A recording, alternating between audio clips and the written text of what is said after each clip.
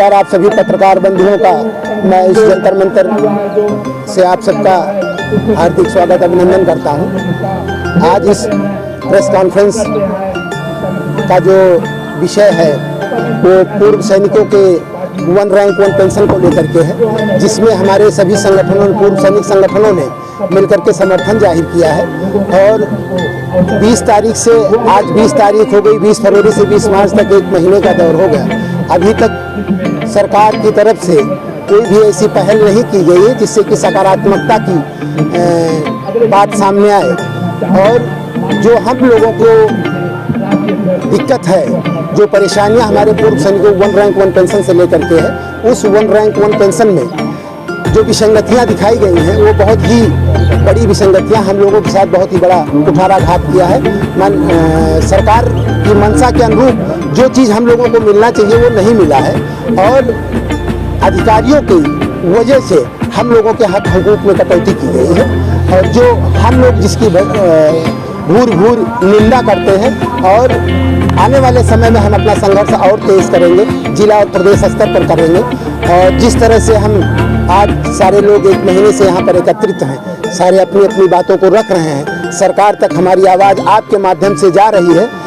और मैंने एक चीज़ और देखा कि जो सरकारें हैं, उन सरकारों ने, हमारी सरकार ने, भारत सरकार ने अभी तक कोई ऐसा स्टेप नहीं लिया है कि हम पूर्व सैनिकों को कहीं से राहत दी जा सके। रही बात MSP की, मिलिट्री सर्विस पे की, मिलिट्री सर्विस पे जो है वो पूर्व सैनिकों को के लिए दी गई थी, जो यूरोपियन कंट्री से लाई हुई एक स्कीम है ये।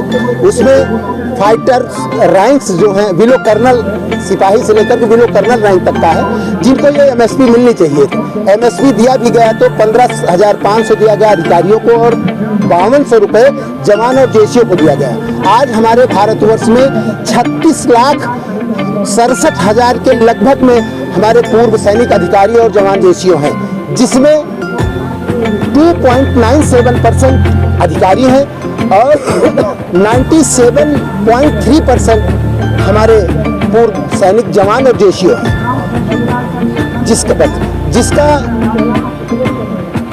आप आकलन करें कि जो 32 से 33 लाख हमारे लोग हैं जवान और जेसीओ, उनकी बातों को दबा करके आज उन 2.97% के लोगों को पुशअप किया गया आगे बढ़ने के लिए। दुश्वारियां हमारे जवानों के जेसीओ के साथ परेशानियां 30 से 35 से 40 साल में रिटायर होकर आते हैं, उनकी आवश्यकताएं ज़्यादा हैं कि जो 60 साल में आती है। रिप्लेसमेंट में भी उनका होता है, हमारे जवानों का रिप्लेसमेंट नहीं होता है।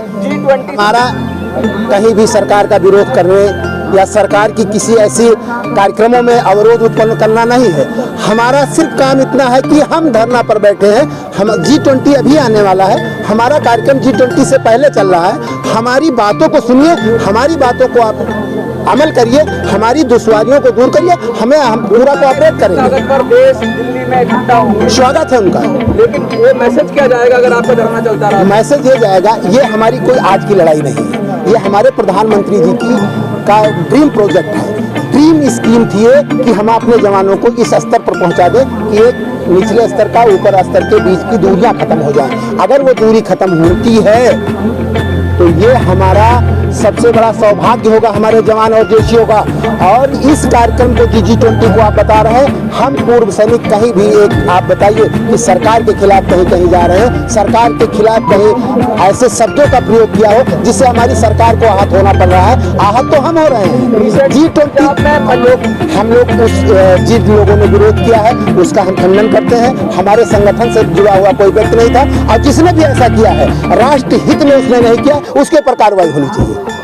100% हमारी सरकार सुनेगी, आज नहीं तो कल सुनेगी, क्योंकि हमें इतना जज्बा है बैठे रहने का और उनमें इतना जज्बा है न सुनने का। तो ये लड़ाई तो लंबी है, चलिए चलती रहे। सारी चीजें को हमने उठाया है मुखरता से। सबसे पहला बिंदु मेरा यही है, जो हमने पत्राचार भी किया, सबसे पहला बिंदु मेरी वीर नारियों का है, उन माताओं बहनों का है जिनके शौहर के वजह से, जिनके पतियों के जैसा आज हम छाती चौड़ी करके घूम रहे हैं। और उनके लिए अगर हमने लड़ाई लड़ना छोड़ दिया, अगर उनकी बात पटल पर रखना छोड़ दिया, तो हमें जीने का कोई अधिकार अधिकार नहीं, हमें इस धरना करने का कोई अधिकार है कि उनको और एक अधिकारी के वीडियोज को उनके भी हस्बैंड को गोली लगी, हमारे एक जवान को भी गोली लगी। अगर उनकी समस्याएं ज़्यादा हो सकती, क्या मेरे जवान की समस्या नहीं होगी? क्या महंगाई उसके लिए कम कर दी गई? अधिकारियों की पत्नियों के लिए महंगाई कम कर दी गई और जवान के पैसे उसके लिए ज़्यादा कर दी गई? ऐसा कहाँ से हो गया? क्या लगता है सर आपको, लगातार आप वोट बड़ा लेवल, इससे बड़ा क्या हो सकता है? इसमें पूरे हिंदुस्तान के जितने भी डिस्ट्रिक्ट हैं, जितने भी डिप्टी कमिश्नर हैं, उनके रास्ते से पीएम को और डिफेंस मिनिस्टर को जो हमारी मांगे हैं वो दी जाएंगी। इससे बड़ा और डेमोन्स्ट्रेशन क्या हो सकता है? नहीं, हम शक्ति शो नहीं करना चाहते।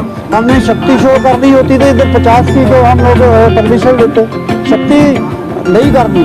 हमने शक्ति प्रयोग किसके लिए करनी है? प्राइम मिनिस्टर के खिलाफ, डिफेंस मिनिस्टर के खिलाफ, उसके लिए हम लोग नहीं बैठे। हम लगातार कह रहे हैं कि सरकार के अगेंस्ट नहीं है आप लोग, लेकिन सरकार से ही तो मांग कर रहे हैं सर, सरकार सुन भी नहीं रही है। सरकार को जिस बहुमत हाई ऑफिशियल ने मिसगाइड किया है, हम उनके खिलाफ लड़ाई लड़ रहे हैं, सरकार के खिलाफ नहीं। लेकिन मांग तो सरकार से ही कर रहे हैं ना, सरकार ही मांगेगी ना आपकी बात। तो उनकी भी तो मांगे सरकार ने ही मानी थी, हमारी भी तो सरकार ने माननी है।